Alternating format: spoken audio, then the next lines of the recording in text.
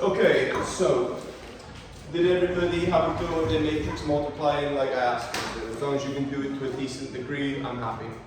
So, essentially, what matrices represent is a transformation. So consider a matrix T, 2, 3, 1, negative 1, let's say. So matrix T is a transformation. So point P is, let's have 2, negative 7. So P is transformed under T to become, is transformed under T. So P is called the pre-image. That is what it's called, is the pre-image, and what comes out is called the image. So you're at this point, that's your pre-image, it is transformed by this matrix and it becomes the image. So the point that comes out is the image of this point. So, simply put, you write your point as a column vector, so 2, negative 7, and you apply transformation T. So I apply the transformation T, so do you agree that it would be this matrix? 2, 3, 1, negative 1, 2, negative 7. So from this, do you agree I can find what the image of that point is under T? Straightforward enough. So we perform the matrix transformation, so 2 times 2, 3 times negative 7. So it's 4 take away 21, so negative 17. And then 2 and plus 7, so 9. So the image of P under T is negative 17, 9. Are we happy with that idea? Okay. So if I tell you then, I'll give you a transformation matrix, which is 5, negative 1, 2, and 0. Can you find the image of, let's have negative 5, 2 under T, please. So can you please find the image of negative 5, 2 under T?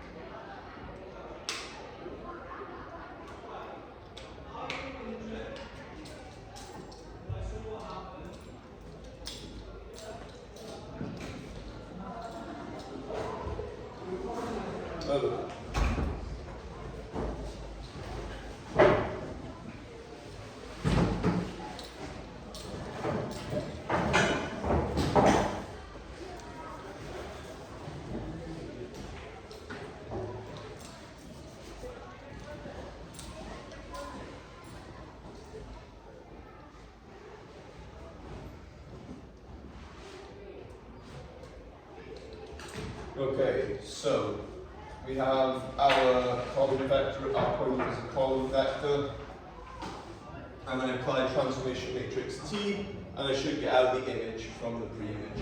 So this would be 5, negative 1, 2, 0, negative 5, 2. So this should be 5 times negative 5, negative 1 times 2, so that would be negative 27. Then 2 times 0, so negative 10. So are we happy that this transformation matrix would map this point to this point? Is that okay? All good, yeah? Did we get that? Have I made a mistake anywhere? No? All good? Okay. Okay then, so this time, what if I told you that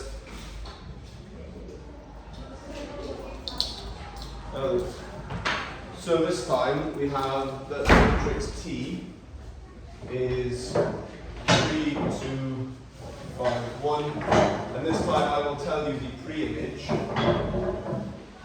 of P under T is 7, negative 1. Anyone want to have a guess at how I find the image?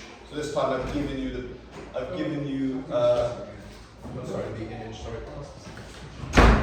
the image, my bad. This time I've given you the image and I want to find the pre-image. So how would I do that? So let's have a look at what the statement actually usually means. So usually you have some x and y, and you apply the transformation matrix T to it, and this comes out as the image. So in pre-image, image. But this time, usually I give you this, and you use the transformation matrix to get that. But this time I'm giving you that, and I'm asking you to get this. So how would you do it? So let's consider it as a matrix equation. So Tx equaling y. So usually I would give you x and ask you to find y. How do you find x? So did we ever go with the matrix equation stuff? Okay, so what do I have to do to solve this matrix equation for x? So I have to left multiply by, so I would left multiply by t inverse. Do we agree? So that this would be the identity times my x, which is t inverse y. So my pre-image would be t inverse times y. So why does that make sense? So you have a transformation, which is represented by a matrix, and the transformation that undoes it is its inverse matrix. Do you see how that just makes sense? I feel like that makes just implicit sense. Okay, so we're told this time the image is 7, negative 1. So what we say is that 3, 5, 1, 2 times by some point x, y is equal to 7, negative 1. And if you'd actually written this out, you see it's just a simultaneous equation essentially. But again, we're doing this in a matrix sense, so let's just solve it in a matrix sense. So do we agree T inverse would be swapping these two around, so 2, 3, negative 1, negative 5. What's the determinant of that matrix? So 3 times 2, take away 5 times 1. So what is my determinant? 1, good. So 1 divided by 1, not really. Times by 7, negative 1. So my image, 2 times 7, negative 5 times negative 1, so 14 plus 5, so 19. And then negative 1 times 7, negative 1 times 3, so negative 10. So the original pre-image was the point 19, 10. It was transformed into that. Okay, so your turn. So I'm going to give you either an image or a pre-image, and I would like you to work towards the one that's missing. Okay, so let me make some space where it's not something I want to be writing. So I will tell you that matrix of transformation T is 2, 7, negative 1, negative 13, and we'll have that the image of P under T is negative 1, 0. So can you please tell me what the pre-image was? So what was the point that was transformed into negative 1, 0 under that transformation? So hopefully we're starting out nice and relatively reasonable. It is going to get a bit more complicated because we're going to have several transformations in a row.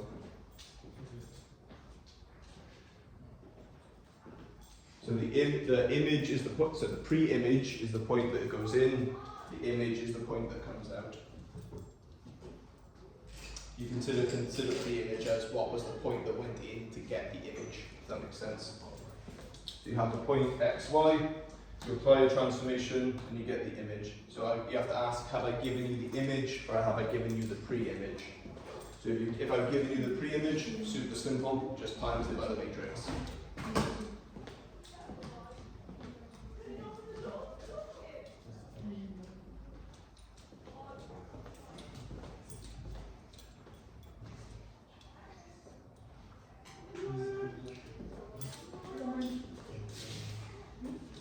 For those of you that turned up slightly late, I would imagine this is a good lesson on the importance of turning up on time.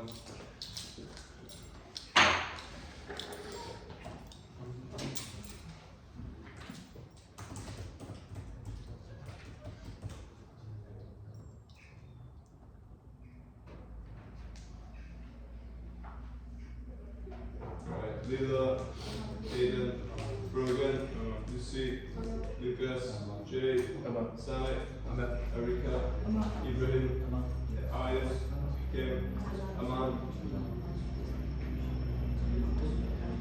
Okay, so I want the image, I have the image and I want the pre-image. So I know that there was some point, x, y, that was transformed by this matrix to become -1, 0. So I work backwards, so I solve this matrix equation. So let me make some space by getting rid of the other one. So by solving this matrix equation, do we agree that I need to left multiply by t inverse? Yep, so I left multiply by t inverse. So I have that x, y is equal to, and the determinant here would be 14, take away 13, good. Did I catch anyone out with the two negatives here? So do you agree these two negatives are going to cancel each other anyway? So it is just negative, yeah? So 14 take away 13, yeah, good. So 1, so this is 1 over 1. I'll keep writing that because one day the determinant won't be 1. So it would be 7, 2, and then this would be 1, 13. So swapping these two around and then making the ulterior diagonal negative. Times by -1, 0. And so this becomes 7 times -1, 13 times 0. This is -7, and then 1 times -1. So it was mapped from -7, -1. So -7, -1 has an image of -1, 0. Okay, is that okay? Okay. So next thing we need to look at is the invariant points of a transformation. So it's in the name, invariant points. What do you think an invariant point is? So this transformation moves this point to this point. What do you think an invariant point would be under a transformation? If I put in the point, what should I get out? The point I started with. What do you think the word invariant means? Let's look at how the word is written. Invariant. If something is variant, it changes, right? It's different. If something is invariant, it's not different. So the idea being, anyone able to come up with a simple definition for an invariant point of a transformation? Anyone want to have a go? Go on. Oh, I thought you were. Okay. I'll put it very simply. If I have t, so I have a point x, y, and I apply transformation t, what should come out? Yep, there you go. That's your definition of an invariant point. Invariant point is given by that. Okay, so let's do transformation matrix t equals, let's do, I don't know, 4 to -1, 0. Yeah, that'll be quite simple. Okay, so matrices can have no end of invariant points. So just to be clear, do we all understand now what I mean by an invariant point, right? So that matrix will transform the point to somewhere, and I am looking for points that are invariant under it. So there are actually three types of solutions to this. So I'm going to give you the 3 examples of, because we did transformations in GCSE, right?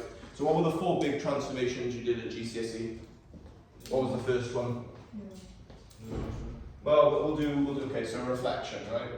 So if I'm reflecting, we will actually get into like getting what these matrices are in a bit. So if I've got a point here and it's reflected in this mirror, it goes to here, yes? Okay.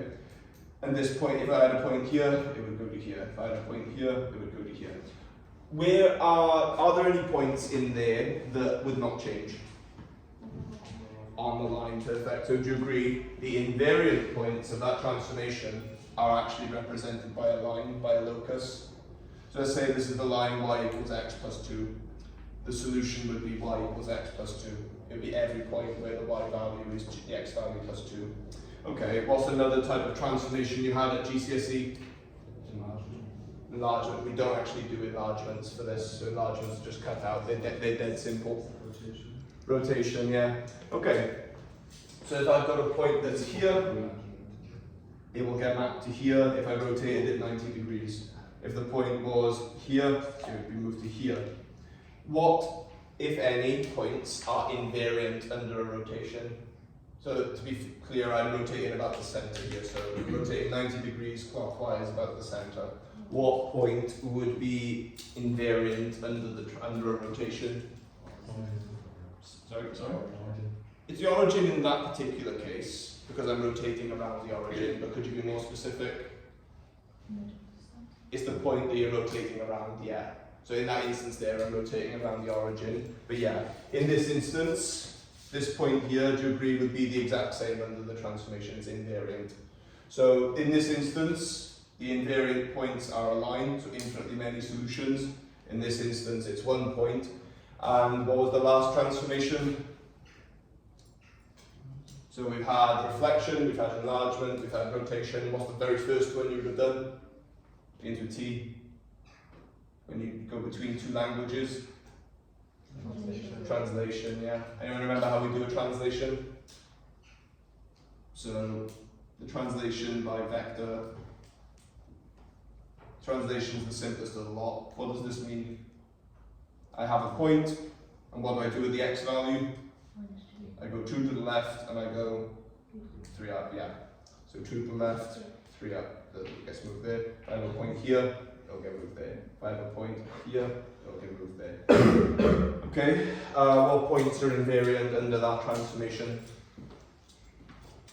So we've had infinitely many solutions for this particular transformation, that one exact solution.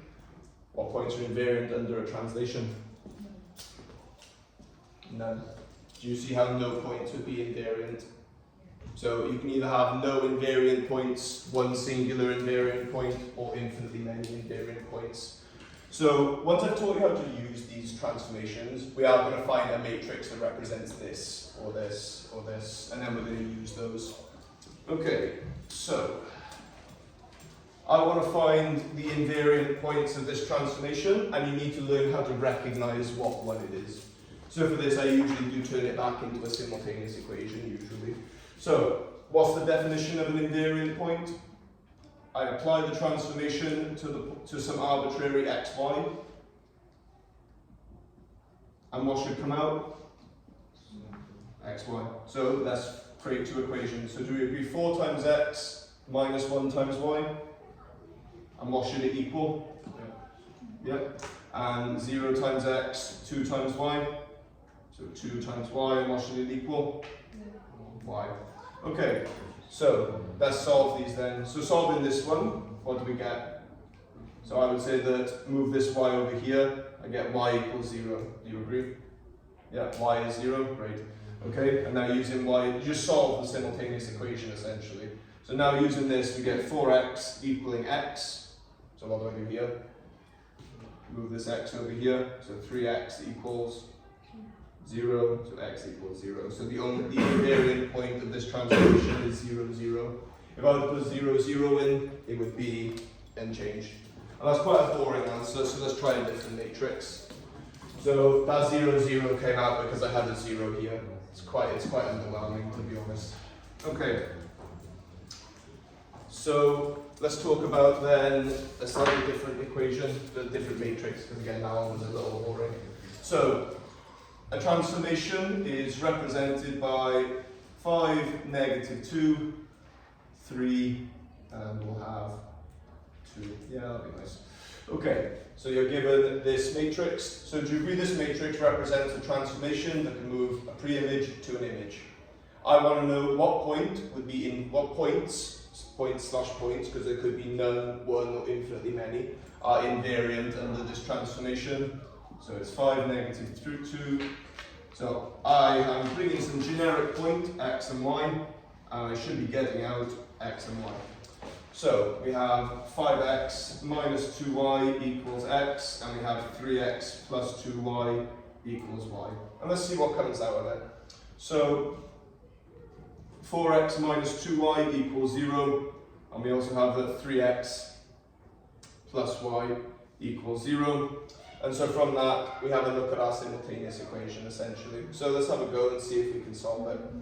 So you can use your calculator at this point, but generally speaking, you want to be careful because you have to kind of see what comes out of it. But this should have a singular solution. Right, so Actually, yeah, it's going to be 0, 0 again, I believe. I'm very much mistaken. It's a little underwhelming.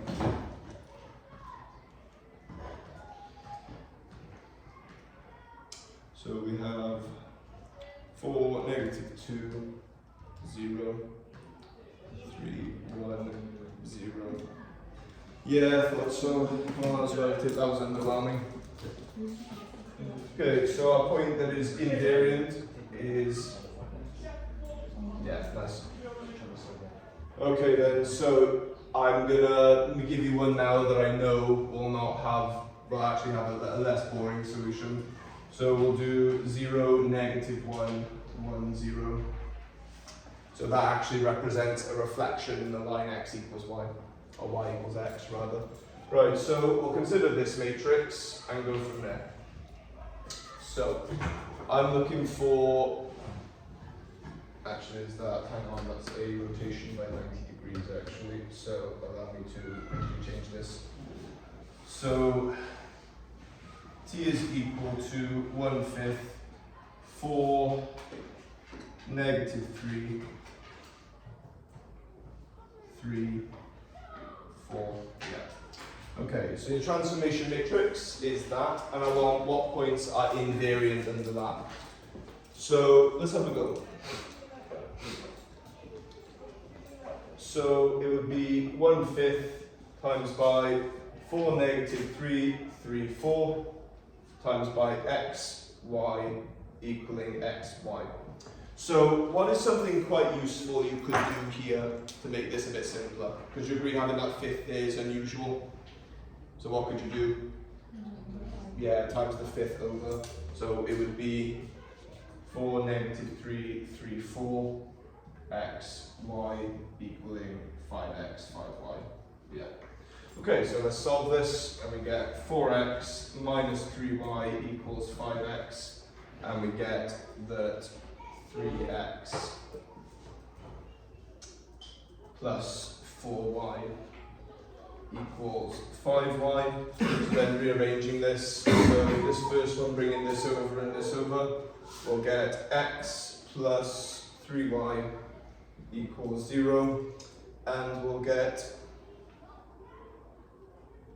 3x plus y equals 0. Yep, and we have another boring answer. What will be the solution to that? Once again, yeah, that's quite boring actually.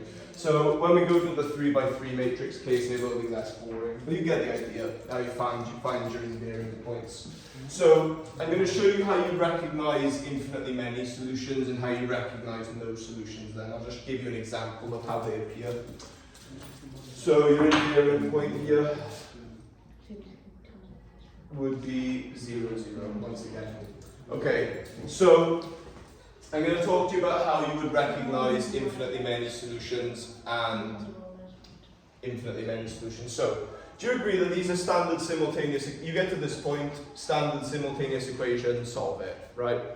So, this is what no solutions will look like.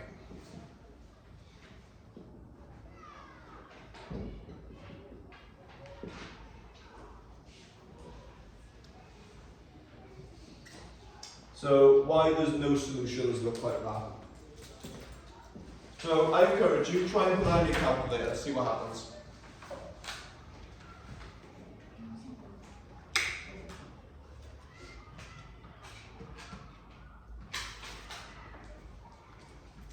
So unfortunately, your calculator will say no solution if it is no solution or infinitely many. So you have to be able to tell the distinction. Your calculator will just say no solution.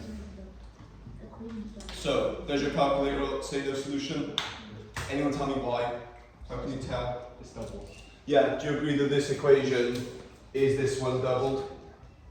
So if I were to write these out again, so 8x plus 6y equals 10, 8x plus 6y equals 12. Can you see why this would have no solution?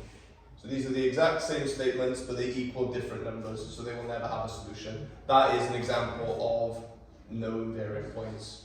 So do you see how they're kind of disguised a little bit?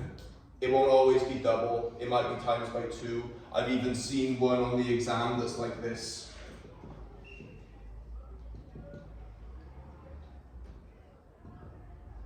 seen one that's like that, and that looks like an innocent simultaneous equation. Hang on. So that looks like an innocent simultaneous equation, right? But what happens if you times this bottom one by square root 3? You get square root of 3 times by 3, and it's equal to something, and it's equal to, these two are the same, and they're equal to something different. It will not always be times by 2, it will not always be something innocent that you can swap between them, but you have to be aware. Okay, so that's what no solutions looks like, and now let me label that as no solution. Anyone care to tell me what infinitely many solutions would look like? Actually, I'll leave that on there just so you can see it. Okay, this is an example of a simultaneous equation with infinitely many solutions. So we'll have 3x plus 2y equaling 8, and we'll have, I don't know, 9x plus 6y equaling 24. Why is that infinitely many solutions then? So once again, if you were to put that in your calculator, it would say no solutions. Why is that infinitely many solutions? Go on, Lila. It's like the same thing, just triples. Yeah, so over here, these two have the same coefficients, but they equal to different things, so there's no answer. Here, do you agree I've actually just given you the same equation twice, just once in disguise? So what I've actually given you is 3x plus 2y equals 8, and this is also 3x plus 2y equals 8, just 3 times bigger. So your solution is just that line. It's any point on that line. And that'll be infinitely many solutions. Because do you agree it's asking you to solve, find x and y such that this is true, but it's only giving you one equation. So the x and y such that this is true are the points on this line. And that's it. So you have to just be aware of what they look like. So infinitely many solutions. So let's now have a go at finding the 3 types of transformation matrix that we're going to need to find. And I'll be honest, this is going to be, they're a nuisance to find. They suck. They're an absolute nuisance. Right, so let's have a go then. So where do we want to start? Do you want to do translation, rotation, or reflection? Where do you want to start? I'm easy. Translation? Sure. Okay, so I am looking for some matrix such that I have a point xy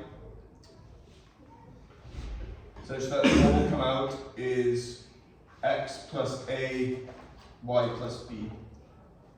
Would you agree I just want to rotate x and I want to move x by a and I want b by a, y by some b, right? That's the idea.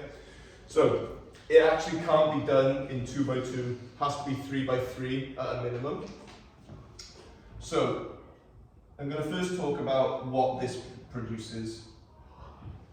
So in my matrix multiplication, so what I do is I augment because it's a 3 by 3 matrix, do you agree I have to have a 3 by 3 coordinate? Okay, so what you do, you fix the z-axis, the z-dimension to the unit to 1, you fix it to 1. There's just 1 unit in the z direction, just keep it simple. Okay, so that means that what I'm actually looking for now is z plus a, y plus b, I'm fixing this at 1. So this is essentially just some null dimension, but I need it in 3 by 3.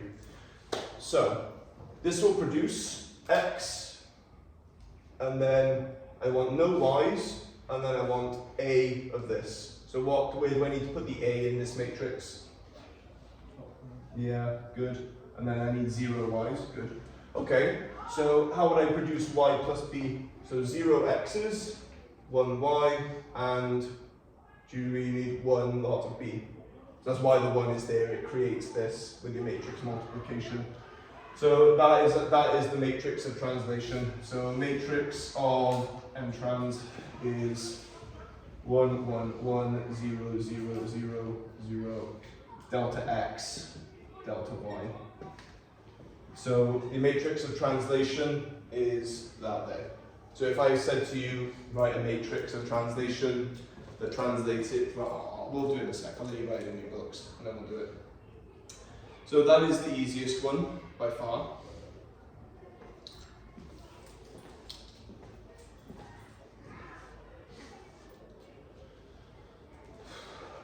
Okay, so a matrix that translates xy to x minus 1 and y plus 4.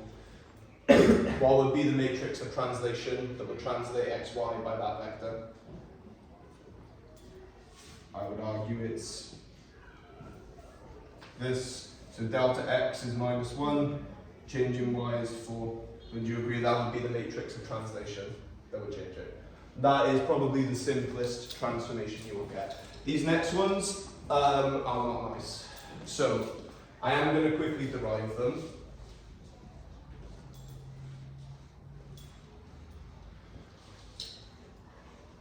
Okay, so you'll like this next bit because it's just a bit of geometry.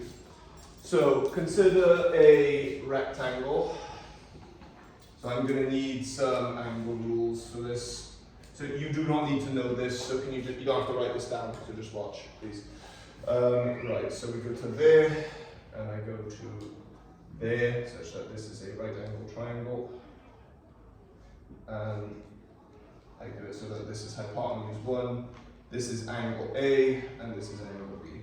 Okay, so right angle triangle, right angle triangle, right angle triangle, right angle triangle. Okay, so we've talked about this before. If this is the hypotenuse, what would this be, this adjacent? So what's the relationship between the hypotenuse and the adjacent? It is cos. Do we agree cos relates to the hypotenuse and the adjacent? So do we agree that cos of A equals, we'll call this A, little a over 1. So do we agree that cos of A is equal to that length A? Yeah, cos of the angle.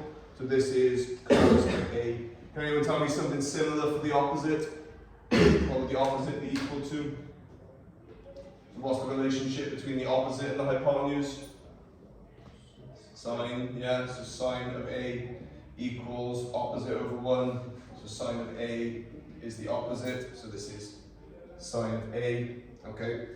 Right then, so what we need to do is now add some of these angles in. So in a right angle triangle, these two angles here, A and B, are called your complementary angles. So we will have the angles in a triangle add to 180, yeah? What will these two angles always add to? 90, yeah, because they're fighting over the remaining 90 degrees. Yep, so they're complementary. So do you agree that this would be 90 minus B? Are we all happy with that? So this would be, do you agree these two together would be 180, take away B. So because these are on a straight line, this must be B. And if you want to check that in your head, add these three up and it'll get you 180. So if this is B, what must this be? 90 minus B. And then let's keep going. So what would this angle here be? Using this right angle triangle. Do you agree it would be 90 minus A? Yeah. Okay, almost done. So adding these two together and taking off 180. So 90 plus 90 minus A minus B. So I would say that that is 180. Take away A plus B. Would you agree? So what must this angle be? Must be A plus B. And then we're almost done. So this right here, do you agree? From this or this, so you can see this is 90 minus A plus B, but from this, do you agree this is also 90 minus A plus B from this one? So I know I'm correct.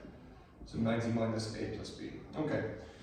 So what we're going to do, now you notice how I connected them by from hypotenuse, this was times it by cos, and this was times it by sine. Okay. So, this is now the hypotenuse of this triangle, and it's B. So do you agree that this would be cos of A, cos of B? Because I just times it, the hypotenuse by cos of the angle. What would this be?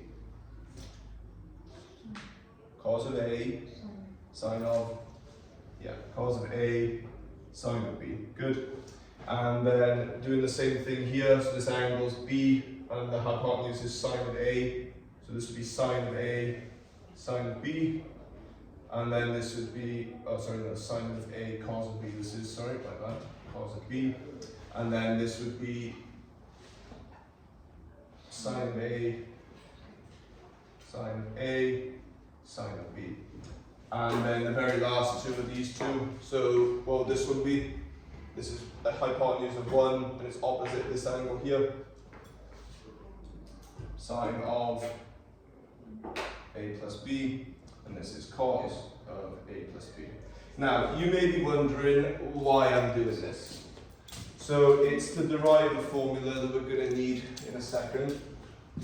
So, can anyone see how I'm going to derive my formulas from this diagram? I know it looks like quite a lot, but anyone see? So, using something you learn in like year 2 about rectangles, what can you say about this length and this length? Yep. So I put it to you that sine of a plus b is equal to sine a cos b plus sine of b cos of a. And that's called a compound angle formula. It's in the formula booklet. And then can anyone derive a second formula from that diagram for cos? So to get the first equation, we compared these and they're the same. A plus b equals cos a cos b. So it's the top is this and this little one here as well, right? Yeah. So we get that this plus this equals this, and I'm going to rearrange it for this one. So we get cos of a plus b, and it's equal to this, take away this small length. So cos of a, cos of b, minus sine of a, sine of b. And you will get the joy of seeing me derive this in year 13 as well. So those are your compound angle formulas, and we're going to need them to derive rotation. Right, so the next one then is the rotation. So let's consider a generic rotation. How are we doing for time? Oh, we're doing great. Okay, so we'll keep the rotation simple. We'll consider the right plane, so the top right, the first quadrant. So you have some point which you call x, y, and you have some point here which I'm going to call x hat and y hat. So, and just to be clear, all rotations will be about the origin. Every single rotation will be about the origin. You will never get a rotation that is not about the origin. Okay, so this point here has a radius of r from the point it's rotating around. And do you agree that it would have an angle of theta from the x-axis? So let's find its x and y coordinates and just see what we can do with it. So anyone using a similar logic that I had here, anyone tell me what x is? So it's r, the hypotenuse, times y. Was this one cos or sine? Cos, so it's r cos of theta. Anyone tell me a similar one for the y? R sine of theta. Yeah, good. I agree. Okay, so what has happened is, do you agree? This is where it started. So theta is just the angle it's starting at, right? So do we agree we're going to rotate by an angle of alpha? I'm going to call it alpha. Is that okay? Yep. So we rotated by angle alpha. So it's now at this point here. So once again, I create a right angle triangle, and I look for x hat, y hat. So what would the angle be here at my new position? So it started at angle theta from the initial line, and I rotated it by alpha. So what is its angle from the x-axis now? So look at my diagram. From here, what is the angle it's at now from the x-axis? I'm literally looking at it is theta. So theta, would you prefer if I use normal letters? Would that help? Yeah, sure. Okay, so we can use A and B, and then, sure, so A. Okay, so what's the angle it's at now at its new point? So it started here, and now it's here. So what angle is it at now? A plus B, thank you. Okay, I'm amazed the difference that made. Yeah, so let's do the same thing again. So x hat is equal to, what can you say about this length here? So it was a distance of r. So remember, we're only rotating. So what can you say about that distance? It's still the same. So r. So can we do the same thing for our x hat and our y hat? So go on, what's x hat? this length here. So the angle is A plus B, and it's R there. So it would be R times by cos of A plus B, great. And then what would the y hat be? R sine of A plus B. And can you now see why I need these formulas? Okay, so let's do x hat and y hat separately then. So R cos of A cos of B minus R sine of A sine of B. So just expanding that out. And then R sine of A cos of B plus R sine of B cos of A. Right, so all I've done is use those formulas to expand them out. So, did I make you do this first bit here? So did I make you do this bit here for absolutely nothing? Right? Does this come up anywhere in this at all? Does this come up anywhere in this at all? Okay, so do you agree that R cos alpha is the original x value, the pre-image, yes? So R cos alpha, they do actually come up quite a bit. So this x, and then do you see that R sine of A is y? Right? So I put it to you that this is x cos of B minus y sine of B. And then this would be R sine of A. This is y sine of y cos of B, sorry, plus x sine of B. And I'm going to write this over here, and I want to see if you recognize something. So those of you that have done the matrix equation stuff, or the matrix multiplying stuff, this may stand out to you a bit more. I'm going to rewrite them so that the x and y's are aligned. So x cos of B minus y sine of B, and then this was x sine of B plus y cos of B. So, anyone able to deduce what I'm going to do with this? What does that look like? It's a simultaneous equation, and what do we know all simultaneous equations actually are in disguise? They're matrix equations. Can we write that as a matrix equation? So, x hat, y hat as a vector is equal to something times x and y. Anyone care to tell me what the matrix would be? X times this, minus y times minus sine, x times this, y times this. So, cos of B minus sine of B, sine of B, cos of B. And so, you started with this point. Do you agree that's your pre-image? The transformation, and it takes you to here. And these 2 points are rotated by beta.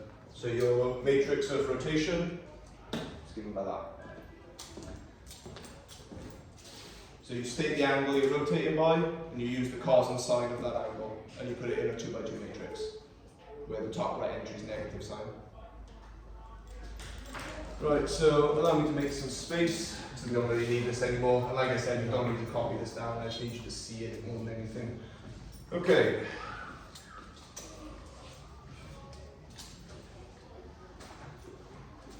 So we have now a matrix of rotation, which would be cos of theta minus sine of theta, sine of theta, cos of theta. And if you go to the formula booklet, it is on the it's on one of the last pages. It's matrix transformations in 2D, and it gives you that it's an anti-clockwise rotation around theta. So if you go to that page in the formula booklet, it is there. It also tells you how to do a reflection as well, which I'm going to talk about in a little bit. Okay, so I should also state in my diagram what direction did the rotation go from xy to x bar, y bar. Theta is always taken as anti-clockwise. So if they tell you it's 90 degrees, if they tell you it's 90 degrees anti-clockwise, positive 90. But if they say to you 90 degrees and clockwise, it's negative 90. So anti-clockwise is positive, okay? Just so you're aware. Okay, so can I please, actually I'll do this one and you can do the next one. So can I have a matrix of rotation? So rotation by pi over 2 anti-clockwise. So rotation by pi over 2 anti-clockwise. So I hope your calculators are in radians. So I would go matrix of rotation is cos of pi, negative sine of pi, sine of pi, cos of pi. And so that would be, oh sorry, pi over 2. I've done something else. I've done the reflection one with the negative in the wrong place. Right, so cos of pi over 2 is 0, and you can just type this into your calculator. Negative 1, 1, 0. So that matrix there will rotate your point by 90 degrees. That is a matrix of rotation.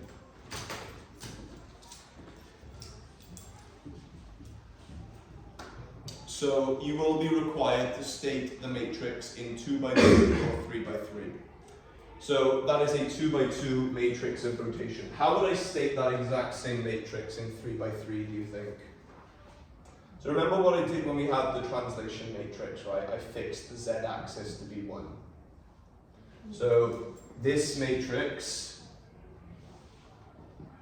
I do the exact same thing, but you see how I fixed the bottom row to be 1 and the end column to also be 1.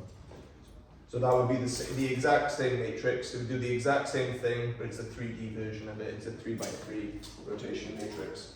So I just fixed the z-axis to 1. Okay, so can you please give me the matrix of rotation, matrix of translation for a rotation by pi radians? Why do I not need to tell you the direction for pi radians? Because what is pi radians in degrees? 180. Does the direction matter if you're turning 180? No, it doesn't matter. So can you please tell me the transformation matrix for a rotation by pi radians?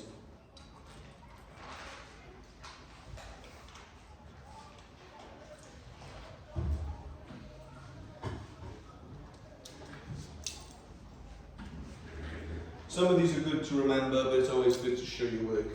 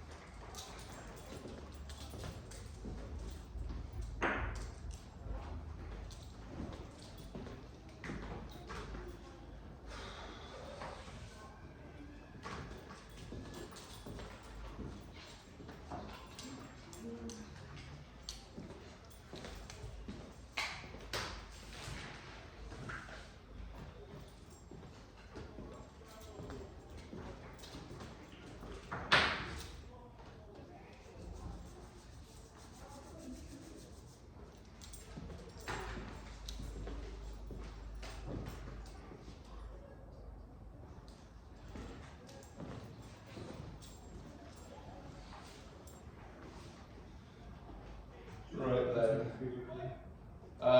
Do both. Do both. It's good. It's good to. I wouldn't write equals because they're not quite equal, but they're equivalent. As weird of a distinction as that is. So the reason you need both is, do you agree? Because do you remember I said translations have to be written in 3 by 3? If a translation is involved, you have a 3 by 3 matrix. Can you times your 3 by 3 matrix by a 2 by 2? No. So you have to write all your others as 3 by 3s essentially. It wouldn't hurt. Right, so matrix of rotation would be cos of pi, negative sine of pi, sine of pi, cos of pi. So this would be equal to negative 1, 0, 0, and negative 1. So, anyone tell me why that actually makes loads of sense? Do you agree it's the identity times by negative 1? So So what does rotating 180 degrees do?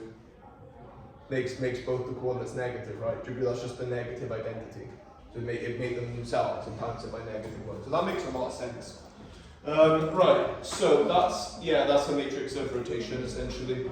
And we will kind of just get more practice as we do this. So the 3x3 version would also be 0, -1, 0, 0, 1. Like so, like that. And that would be the 3x3 version. Okay then, so shall we now consider the very last case, reflections?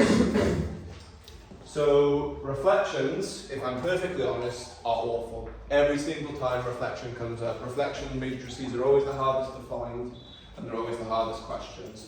There is one small thing you are given, which is that you are always asked to reflect in the line y equals mx.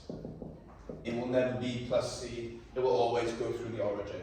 You will never have a line that has a y-intercept that is not 0. Okay, so let's derive it. So has anyone got the formula booklet open onto the page? Just checking. So you can probably see the reflection matrix in front of you. The matrix of reflection. You don't have to, but obviously, like I said, they're given to you, so you're not required to remember them. But it is, you will hopefully practice them enough that you just remember them. Right then, so let's derive it. So once again, I have my point, which I call x, y, and I'm reflecting in some line that passes through the origin, because like I said, I'm going to be working with points that really go through the origin. So my x hat, y hat is my new point, and you agree that it's times by some matrix to go from here to here. Okay, right then, let's get started. So I would say it is once again at angle A, off from the initial line.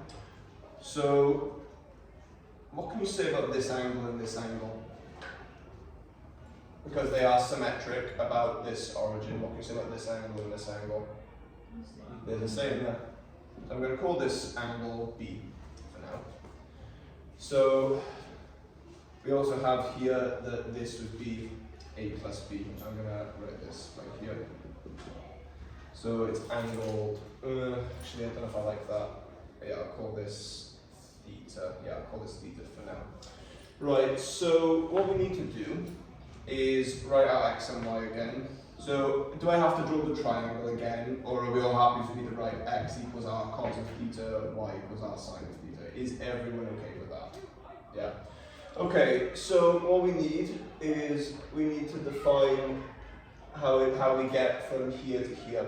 So what is the angle from the initial line to the new point? So from here, so we did from here to here, this was cos of, that's why I've written theta, it's A, sorry, this is A, my bad. Right, so we did it to here with this, and now we do it from here. So what's this angle? A plus 2b. Sorry? A plus 2b. Yeah, 2b plus a. Yeah, I was thinking 2b plus a in my head, but yeah. Nice. So, this angle, the problem is, we need it in terms of theta. So, if you look at the actual equation, it has it used, we need it in terms of this angle is not something you would know given the point you're given, and that angle is also not something you would know. But the angle under the line you're given, that is something you can find. So what we're going to do is consider it like this, right? If you consider this angle, theta, twice, do you agree that this would also be symmetric on the other side? So what's another way of writing this angle here? Instead of going this way, so a plus 2 b's, I would say it's 2 thetas minus an a. Is that okay? Does that follow? Okay, so we have x hat, y hat, and once again, drawing the triangle going straight down, x hat, y hat. So x hat is equal to r times by cos of 2 theta minus a, r sine of 2 theta minus a. So those of you that are looking at the reflection matrix in front of you, you're probably seeing that it's got 2 theta in it. And is this starting to now make sense why it's 2 theta? Yeah, good. Okay, so are we going to do the exact same thing we did before? Yes, we are. We are going to do exactly that. So x hat equals r cos of 2 theta cos of A plus r sine of 2 theta sine of A. Y hat is equal to r sine of 2 theta, and you don't need to remember these formulas, like I said, it's a bit extra. So r sine of A cos of 2 theta. Okay, so once again then, we have that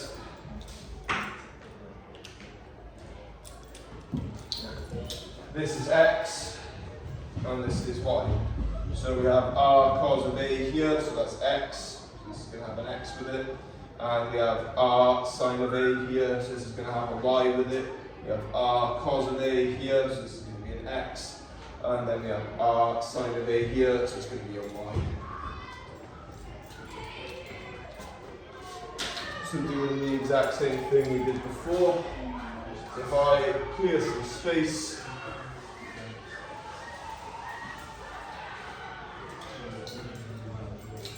I am also going to require an extra hour off you this week, if you remember.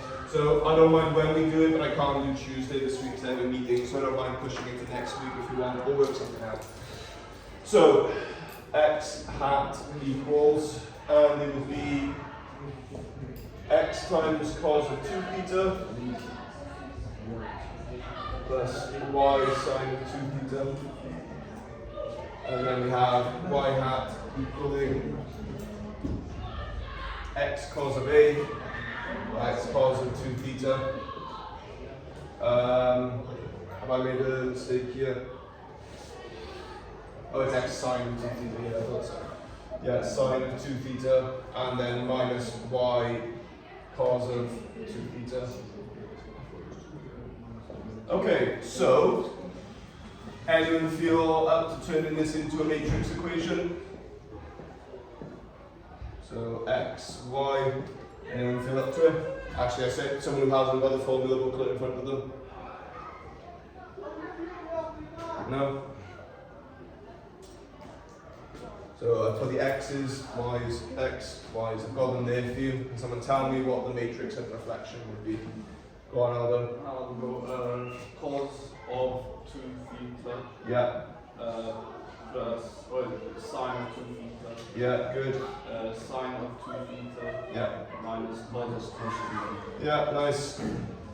So your matrix of reflection is given by cos of 2 theta, sine of 2 theta, sine of 2 theta, negative cos of 2 theta.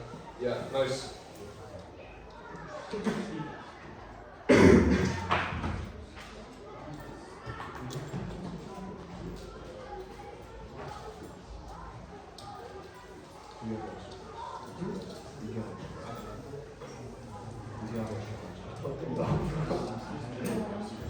Right, so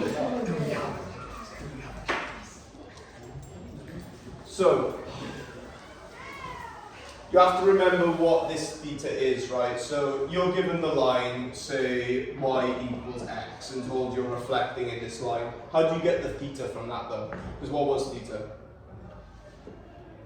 If you remember, I defined it as the angle under the line. So essentially, do you agree the gradient of this line would be so gradient of this line, right, is y over x. Do you agree? Yeah? So if it's a line y equals mx, m equals y over x. What also equals y over x here that's related to the angle? What else here is equal to y over x?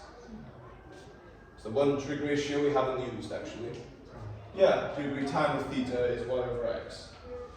So, this is equal to y over x, but so is tan of theta. So you need to consider the line as y equals tan theta of x. So if I give you the line y equals x, do Do you agree? You just think of it as tan theta equals 1, and then you find what theta is from that. That's how you find what theta is from the reflection. Okay, so let's have a go at finding a matrix then, shall we? So I'm going to reflect in the line y equals square root 3x. So I'm going to give myself the difficult one, I'm going to give you the nice one. So I'm going to reflect in the line y equals square root of 3 times x. So let's do it.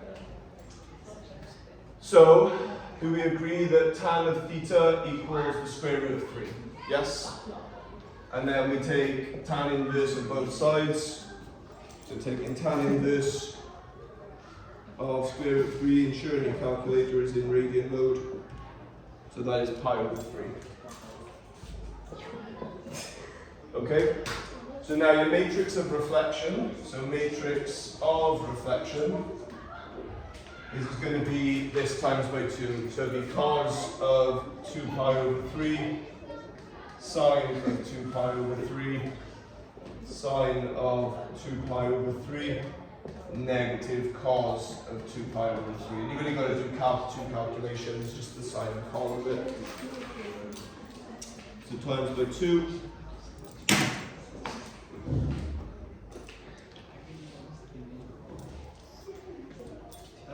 So I get this being negative 1/2. Let me change pen.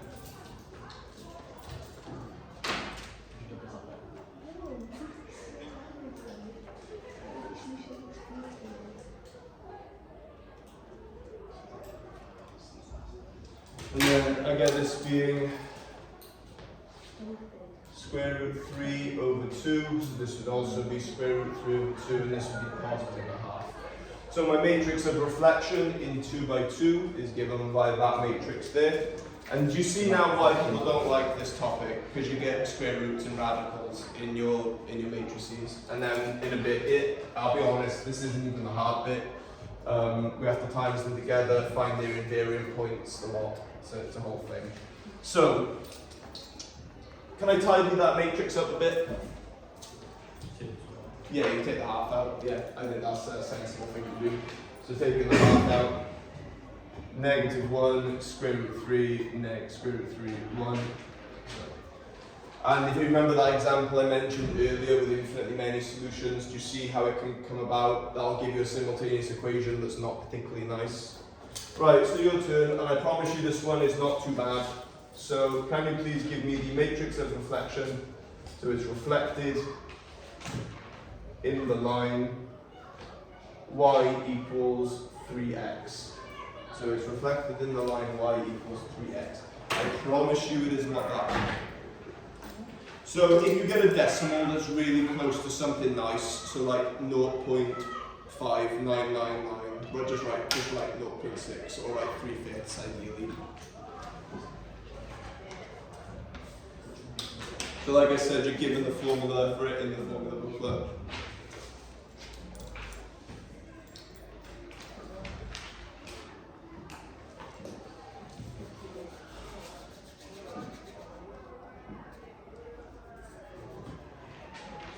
So I am not going to put transformation matrices on the small test I'm giving you. Also, did anyone come in? Anyone who came in late want a copy of the questions I gave you? Yeah. If you don't have a copy of this, just check in. Yeah. So I do have to give you a small test. So what I've done is I've created a fake one for you to take home, and I'll put the solutions on the Google Classroom. There you go. They're printed small for some reason, and the matrices haven't printed, but I'll put an actual digital copy on. It's too big.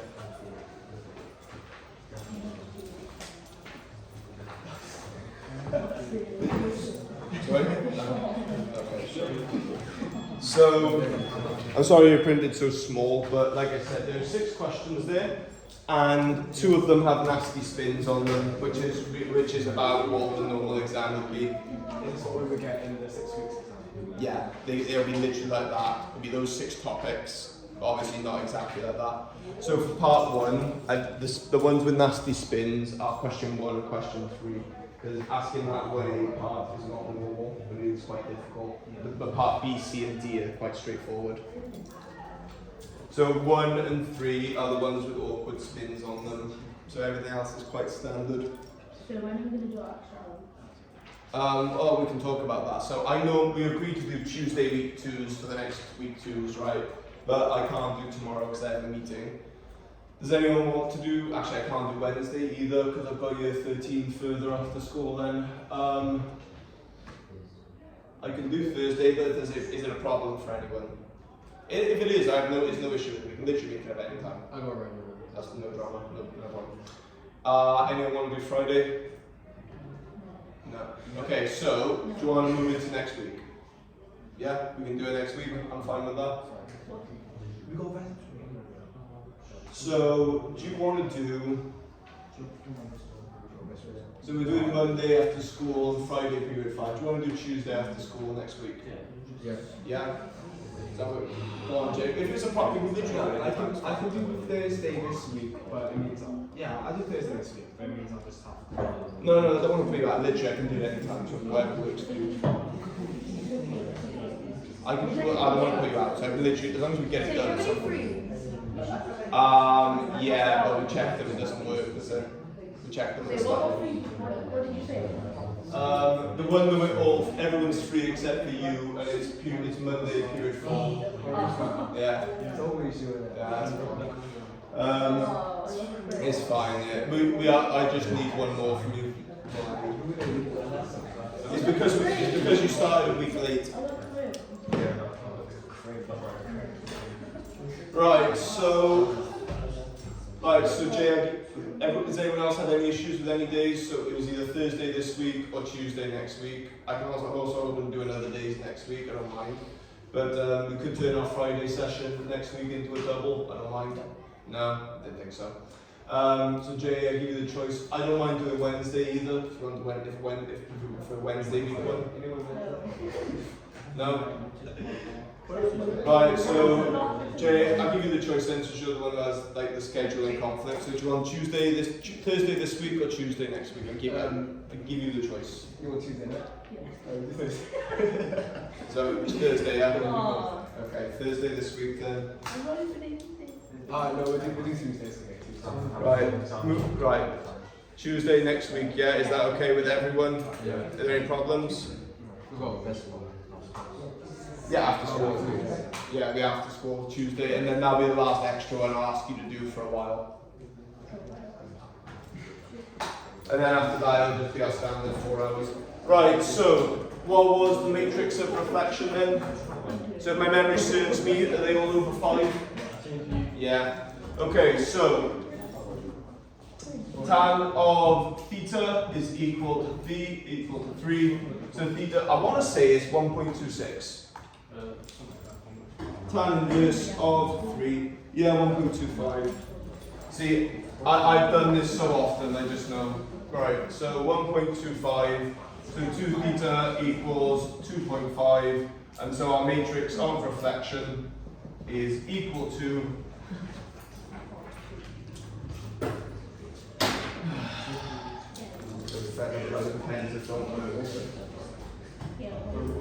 so our matrix of reflection is cos of 2.5 sine of 2.5 sine of 2.5 and negative cos of 2.5.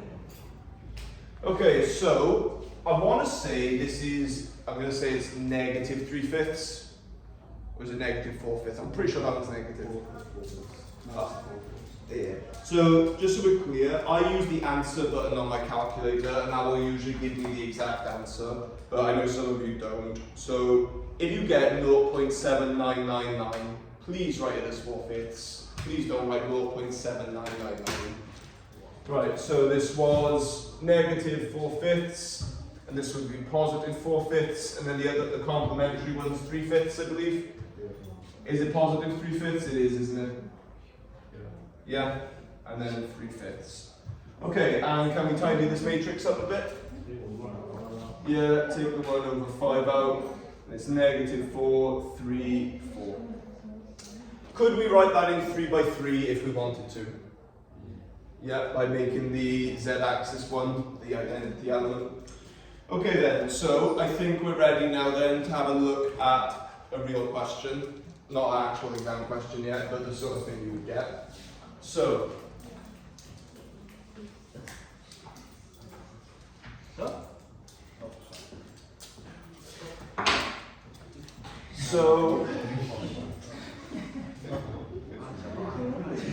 P is rotated pi over 2 anti-clockwise, we all calm down, about 0, about the origin. It is then reflected in the line y equals 2x. State a transformation matrix T that represents the full transformation. So, we have to apply ourselves a little bit here. So, those are two separate transformations. You do have, why is the order of the transformations important? Because what did we talk about last time when you multiply matrices? The order matters, yeah. So we're going to talk about that in a sec. So I want to talk about what happens first then. So you have your point xy. What is the first thing that happens to xy? It's rotated, right? So matrix of rotation is applied, okay? So what happens then? It's reflected, okay? And overall, our transformation matrix T would be these two matrices times together, right? What do you notice about the order? They're backwards, yeah. So it is the last, from left to right, it is the last, then the second last, then the first, if there are three transformations, so they are backwards.